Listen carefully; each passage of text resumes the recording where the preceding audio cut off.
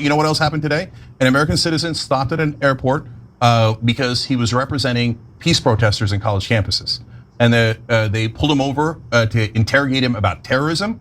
And they said, okay, now give me your phone and we're gonna rifle through your phone and we wanna see all your text messages to your clients. He's like, no, I'm not gonna give you my phone. You can't look at my privileged communication with my clients. I thought Trump really liked protecting those privileged conversations with lawyers. Oh yeah, all of a sudden when it's not him, he doesn't care about that privilege. And all of a sudden when Israel orders him to start messing with American citizens and students and people with green cards and everyone else, all of a sudden he doesn't give a damn about freedom of speech. And he's like, oh, let me see your phone, okay? That's it, you criticize Israel? You're a terrorist, etc. Yeah, shut up with your freedom of speech, Trump. You never meant it. You're a giant liar. And the minute anyone criticizes you, there's the Israel issue where because his donors paid him to, he'll arrest you and try to deport you totally illegally on behalf of Israel. And then there's the issue of, oh, 60 Minutes did an interview with my opponent and I didn't like the way they edited it.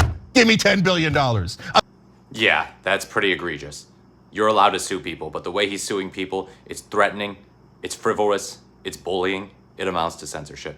I don't like your speech. I don't like your speech. You criticize me, I'm gonna sue you. Facebook, I'm suing you. Twitter, I'm suing you. Sue, sue, sue, sue, sue. Freedom of speech. No, my thin skin was ruptured. I have been aggrieved. Screw freedom of speech. Never meant it. Yeah. Look, there's a giant difference between the voters and the politicians. I think a lot of his voters did mean it, a lot of his voters didn't mean it, right?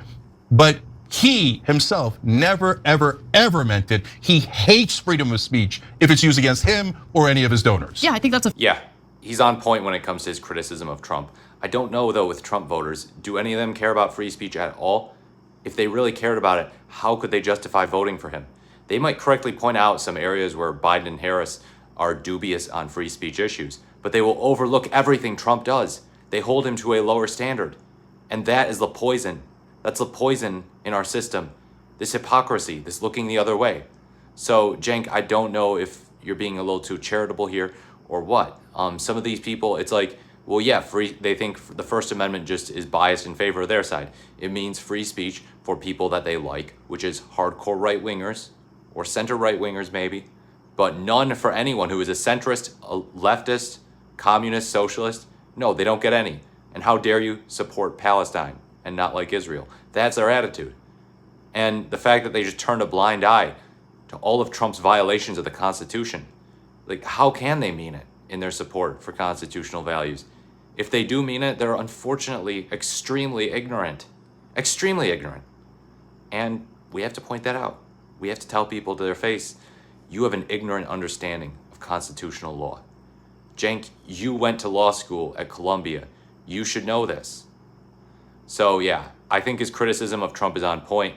I didn't think about that whole attorney-client privilege thing. That's a great point too, how he uses it as a wedge issue, uses it basically to bludgeon the other side and uses it to protect himself. He tweeted in April 2018 some temper tantrum about how attorney-client privilege in America is dead. Obviously, it was only focused on himself because he's the only person he cares about, but yet he'll violate other people's attorney-client privilege, go through their phones, see, oh, are you supporting terrorism because you support peace in Israel and Gaza? So yeah, total hypocrite. But his voters, how nice can we be to them and their instincts when they look the other way when it comes to this hypocrisy? I just don't know. I think Cenk Uygur's view of it might be a bit too charitable. Let me know what you think in the comments below. This has been The More the Merrier. Like, comment, and subscribe, and thank you for watching.